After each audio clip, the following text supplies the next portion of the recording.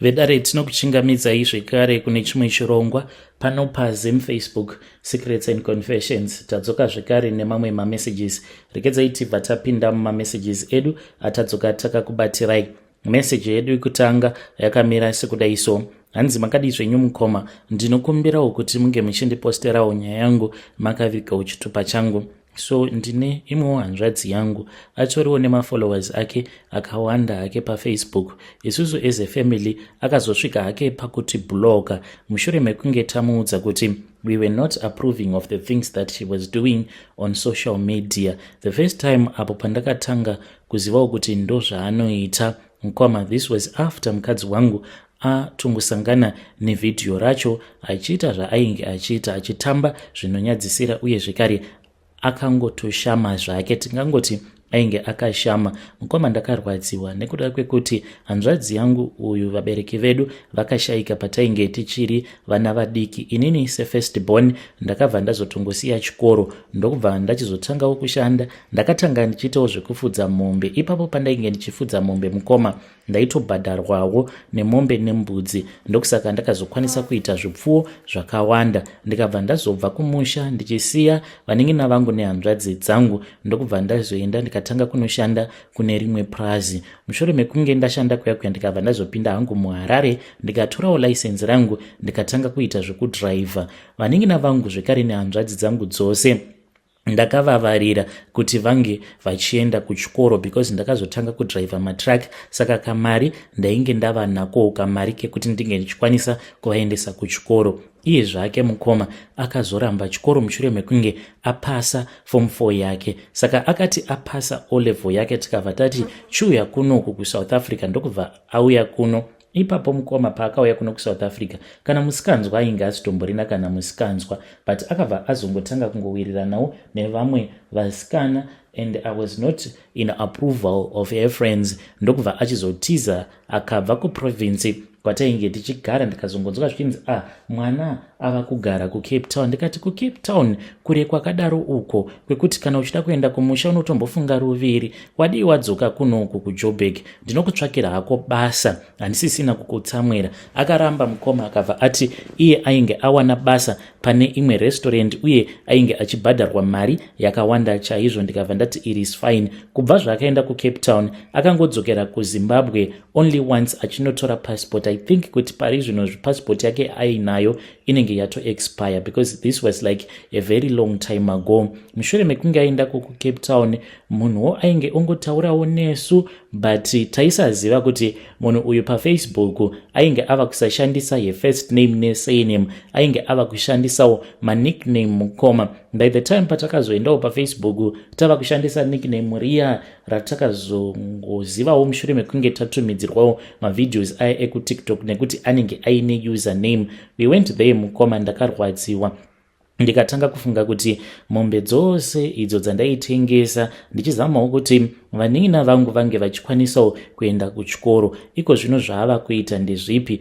Anoswera ari paTikTok, dzimwe nguva anenge akangopfeka bra chete, akangogara zvake achikumbira varume mari ende vanenge vachimupa. Iye anoti kana akakumbirwa akanzi ndiitire chakati chaanenge akumbirwa ichocho nemurume, anobva anditi kana uchida kuti ndige ndichidai live on camera unofanira kuti unge uchindipa mari yakati. Ndo basa rake, ndiro ratova basa rake iroro rekuti anenge achikururira varume nhumbi dzake achiita zvavanenge vachida kuti iye ange achiita. Mukoma Nashe after that takaenda kuFacebook tikabva taona kuti ndiro zvekare basa rake raari kuita kuFacebook. Zvimwe kuda kuCape Town ikoko anoita zvake zvekutengesa muviri wake. To tell you the truth mukoma, ndiri kurwadziwa naye mwana uyu waamai vangu. On social media anozviita munhu ari I don't care, asina family, but mukoma I tried by all means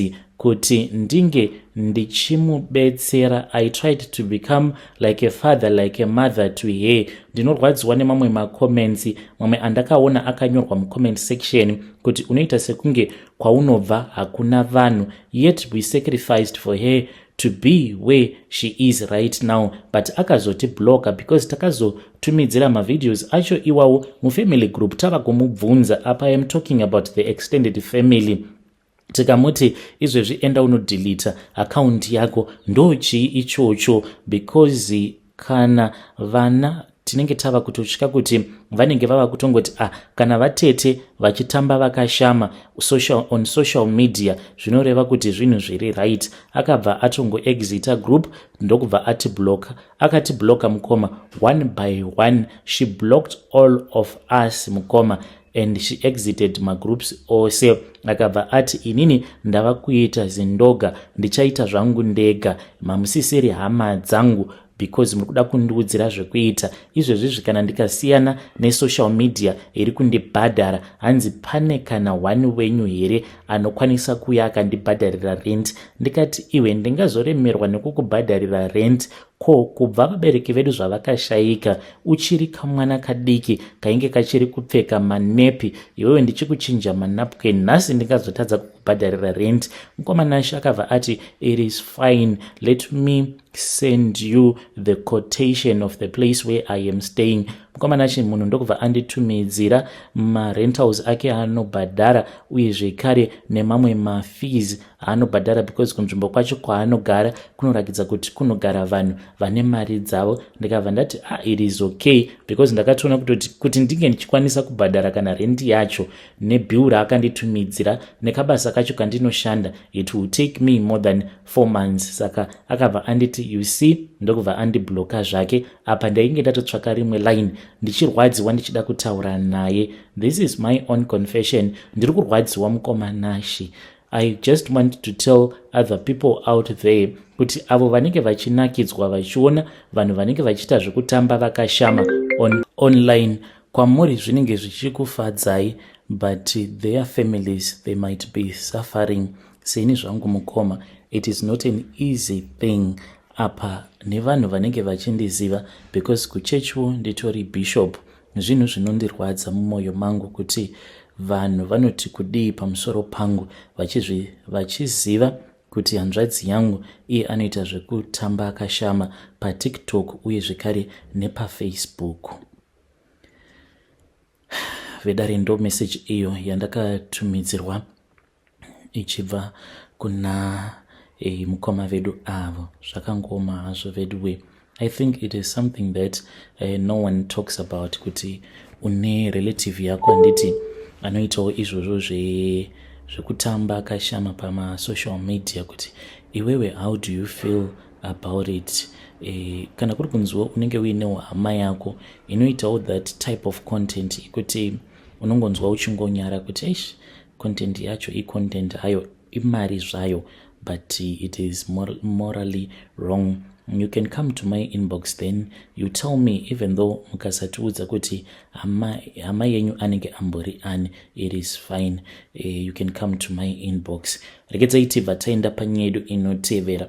Nyaya yedu inotevera yakamera sekudai so. Hanzi makadi zvenyu mukoma, ndinokumbirawo kuti munge muchindiposterawo nyaya yangu makavigawo chitupa changu. Ndinoda kureurura kuti inini nemukadzi wangu takanyepera vanhu vekuburial society kwavo kuti tainge tapindirwa nematsotsi. Izvo kwaane mukomanashi yainge itori friend yangu uyo akatongouyawo ndokubva tamupa mari iyoyo akabva asiya apwanya mawindo uye zvekare nedoor. So mapurisa akatouya vakabva vatoti this shows like it was forced entry. Takafara chaizvo mukomanashi vachitanga kuronda mbavha. Apa iye friend yangu ainge akatoenda kune rimwe location ndokubva anoba bhutsu ikoko. Mushure mekunge aba bhutsu idzodzo ndokubva azotanga kufamba achiuya kumba kwedu akadzipfeka. Saka ndokurasisa kwacho kwatakavaita ikoko. Vakabva vazorasika mukoma zvekuti kusvika pari zvinozvi vanhu havatombozvizivi kuti inini nemudzimai wangu uye zvekare nefriend yangu ndizvo zvatakaita izvozvo. Mukomanashi takaba mari dzeburial society nekuti tainge tatoona kutoti kamari kacho kainge kawanda.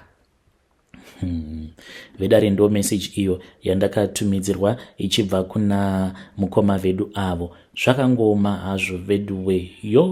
Strange things indeed they do happen in this world. Vanhu hatisisina matyira. Mari dzeburial here akomana ndidzo ndo mari yamakachiva iyoyo mukati muri kuda kuita plan yekuti munyepere vanhu kuti makabirwa.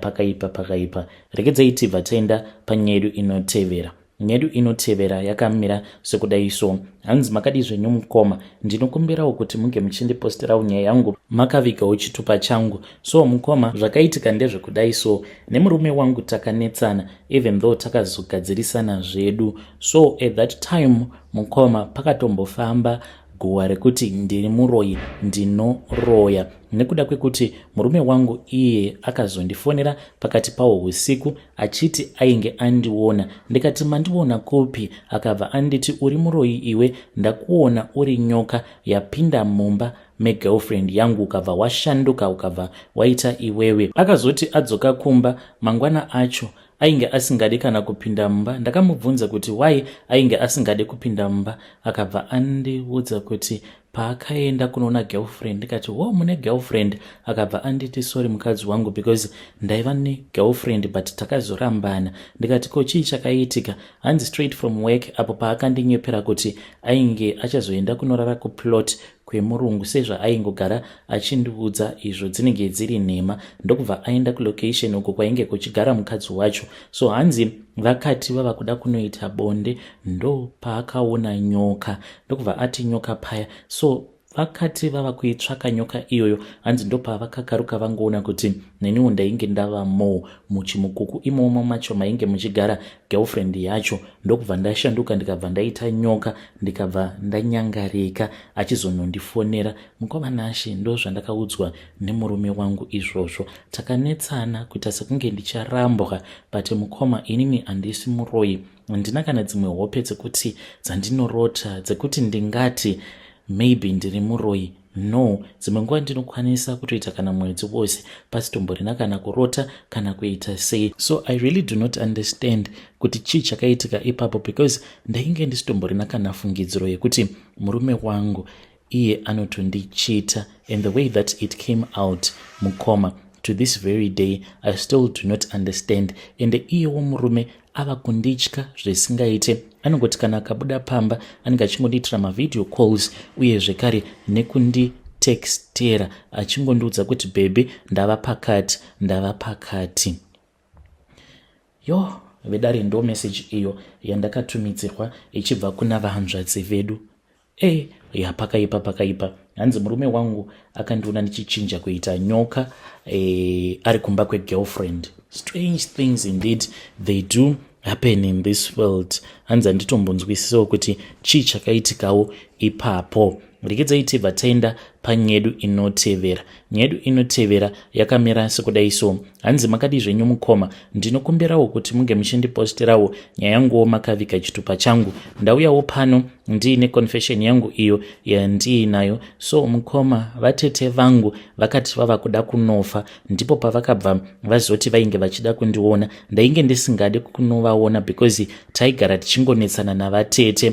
Even day remarooro vainge vasipo, even pamuchato mukoma vakazotouya later on tava kutotorwa mapictures. Vatete ndo pavakazosvika apa tainge takatotembawo nemotikari yavo.